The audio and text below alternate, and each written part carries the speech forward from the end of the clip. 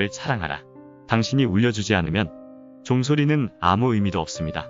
당신이 노래하지 않으면 그 노래는 노래가 아닙니다. 사랑은 당신의 가슴 속에 묻어두는 것이 아닙니다. 당신이 주지 않으면 사랑도 사랑이 아닙니다.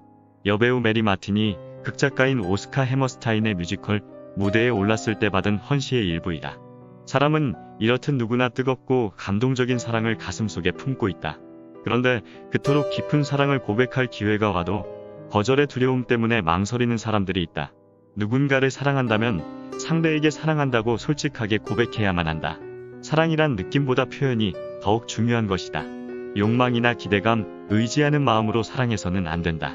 또한 그것을 쟁취하려고 해서도 안 된다. 그런 사람의 마음은 언제나 배고픈 아기와도 같다. 그들은 단지 값비싼 타인의 물건을 탐내는 사람처럼 사랑도 그렇게 즐기는 것이라고 생각하는 사람들이다. 그런 관계는 굳은 비가 내리면 금방 녹슬고 만다. 사랑이란 언제나 자기 자신으로부터 출발해야 한다. 자신에 대한 믿음과 사랑이 전제되지 않는다면 타인을 사랑할 자격이 없다. 젊은 날 불쑥불쑥 치솟는 고독이나 열정으로 인하여 가볍게 누군가에게 다가서는 사람은 진정성이 결여된 사랑으로 그 끝은 흐지부지 되기 마련이다. 외모나 성격, 배경 때문에 상대를 선택하지 말라. 그 순간 우리들의 삶에 어두운 커튼이 드리워지게 된다.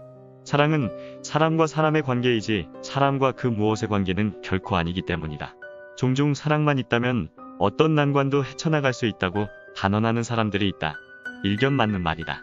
하지만 그것은 두 사람이 평등하고 신뢰하는 관계, 즉 서로 존경하고 함께 성장하는 관계일 때만이 가능하다. 두 사람의 성장 배경이나 현실이 평등하지 않으면 한쪽은 살을 빼야 하고 또 한쪽은 그만큼 살을 불려야만 한다. 우리들의 삶이 사랑뿐이라면 그런 과정은 그렇게 문제가 되지 않을지도 모른다. 하지만 사람은 자신의 지식과 능력에 따라 이루고자 하는 소망을 가지고 있다. 그런데 단지 두 사람의 눈높이를 나란히 하기 위해 일정 기간을 낭비해야 한다면 그처럼 미련한 짓은 없다는 생각이 든다. 이런 사랑은 대개 상대에게 주는 것보다는 버리도록 강요하는 경우가 많다. 그로 인하여 어느 한쪽은 부모, 형제, 종교, 친구, 습관, 취미 등 그때까지 소중하게 지니고 가꾸어온 것들을 갈아엎어야만 하는 것이다.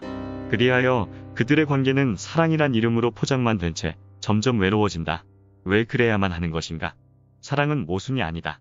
사랑이란 있는 그대로의 존재에 대한 호감이고 항상 그리고 언제나 함께 있고자 하는 욕구이다. 그래서 어떤 사람들은 사랑을 위해서는 상대에 맞게 자신을 변화시켜야 한다고 말하기까지 한다. 만일 그 말이 옳다면 변화하기 전에 자신이 사랑했던 그 사람은 어디에 있는 것일까? 자신도 모르게 끌어오르던 열정의 근원을 바꾸는 것이 어떻게 참된 사랑이란 말인가? 그 결과 한때 밤을 새우며 그리워하던 그 매혹적인 관계는 온데간데 없이 사라지고 백화점 쇼윈도에 놓여있는 마네킹처럼 무표정한 한 남자와 여자가 한 공간에 머물게 된다. 두 사람은 단지 자신의 첫 느낌을 증거하기 위해 긴 세월 동안 옛날을 회상하며 살아가는 것이다. 어찌 이런 모습을 사랑이라고 말할 수 있겠는가? 멋있는 정원의 커다란 은행나무와 작은 보리수나무가 함께 자라게 되면 어떻게 될까? 본능적으로 두 나무는 한정된 땅 속의 영양분을 독점하려고 다투기 시작한다. 또 햇볕을 받아들이기 위해 경쟁적으로 잎사귀를 펼친다. 그러나 작은 나무는 큰 나무를 이길 수 없다. 그리하여 보리수나무는 비쩍 마르다가 결국에는 죽고 말 것이다. 그러므로 작은 나무는 작은 나무끼리, 큰 나무는 좀 더 큰 영역에서 큰 나무들과 함께 성장하는 것이 마땅한 이치다.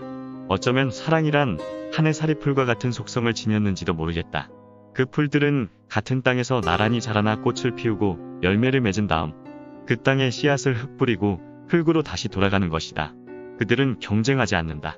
하나의 족속으로 바람에 함께 흔들리고 같은 햇볕을 받아 마시며 성장한다. 그들은 질투하지 않고 애써 닮으려고도 하지 않는다. 하지만 그들은 외면적으로나 내면적으로 똑같은 운명을 공유하는 한 해 살이 풀일 것이다. 이렇듯 소유하지 않는 사랑은 아름답다. 그들에게는 단지 인생을 함께 존중하며 살아가는 동료의식이 있다. 그들은 자기 이상의 크기를 넘보지 않는다. 오로지 더 많은 씨를 뿌리고 더 많은 꽃을 피우기 위해 존재할 뿐이다. 주위를 둘러보아라. 모든 생명 있는 것들의 아름다움이 거기에서 빛나고 있지 않는가?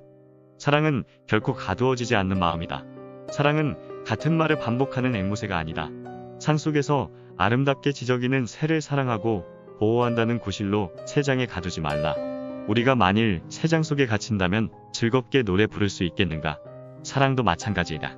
만나는 사랑이 있다면 떠나는 사랑도 있다. 이루어지는 사랑이 있다면 이루어질 수 없는 사랑도 있다. 그 참뜻을 생각해 본다면 사랑에 대하여 우리가 왜 자유로워야 하는지 깨달을 수 있다.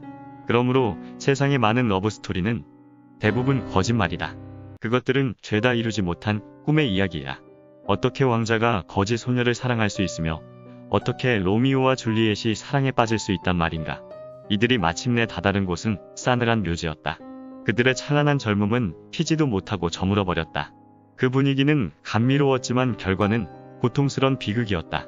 그토록 재빨리 삼저편의 기약 없는 어둠 속으로 저물어버리는 모습을 사랑이라고 찬미할 수 있을까? 순간의 연락은 결코 사랑이 아니다.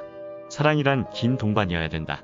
톨스토이의 소설 안나 카레리나의 여주인공 안나와 젊은 군인인 브론스키 백작과의 순간적이며 열정적인 사랑은 진정한 사랑이 아니고 그저 쾌락을 위한 사랑이었으며 정체된 사랑이다. 이에 비해서 남자 주인공인 레빈과 키티와의 사랑은 성장하는 사랑이다. 세월이 흐를수록 숙성되어진 포도주처럼 농후한 진정한 의미의 사랑인 것이다. 이렇듯 사랑은 유유히 흐르는 강물처럼 유유자적한 사랑이야말로 원숙한 사랑인 것이다. 나이가 들어감에 따라 더 멋짐이 흩날리는 소소한 인간의 사랑인 것이다. 아무튼 우리가 사랑을 시작할 때 상대에 비하여 자신의 깊이가 부족하다고 느껴지면 그 깊이를 채운 다음 다가서야 할 것이다. 만일 상대편이 자신보다 부족하다면 채워지기를 기다리도록 하라. 두 사람이 같은 시선으로 한 곳을 바라볼 수 있는 사랑이야말로 진정한 의미의 사랑이며 백년해로의 첩경일 것이다.